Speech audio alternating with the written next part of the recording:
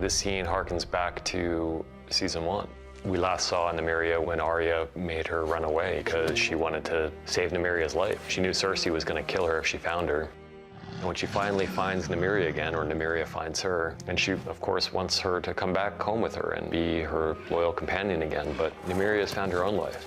That's Not You is a direct reference to what Arya herself said to her father when her father painted this picture for her of the life she could have as the lady of a castle and marrying some lord and wearing a nice frilly dress.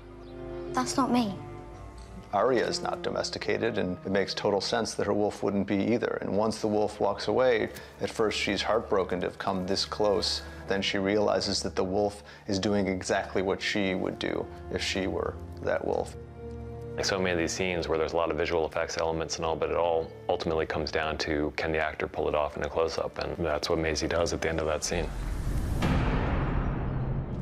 Jon's position as a king and as a leader, it's nothing he ever wanted. It's nothing he ever sought out. It's something he accepted reluctantly when it was thrust upon him. Lord Tyrion has invited me to Dragonstone to meet with Daenerys, and I'm going to accept.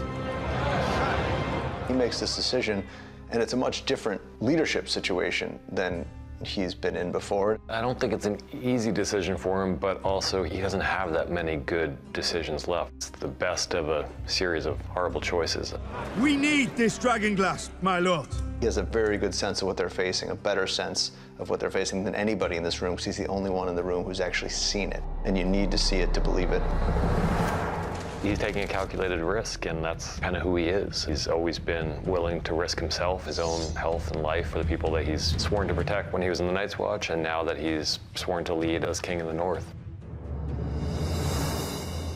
We should hit King's Landing now, hard, with everything we have. I don't think there are that many situations in film or television where you see 4 women sitting around a table discussing power and strategy and war. We didn't really plan it that way, but once it landed on that, we knew that these things had to be discussed. We knew the plan to take Casterly Rock had to be put out there.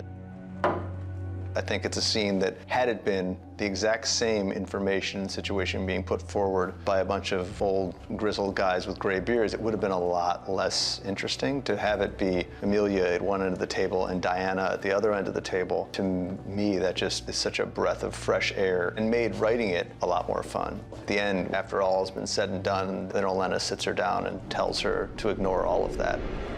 You're a dragon. Be a dragon. When Diana tells you to do that, you start to go outside the scene and wonder if that applies to every aspect of your life and not just the scene you happen to be shooting. You've seen Euron talking the talk, and this is where we see that this guy isn't all talk, that this is somebody who can actually do the things that he's bragging about. I love the sequence, and the whole sequence is paid off in full by the looks that those 3 give us.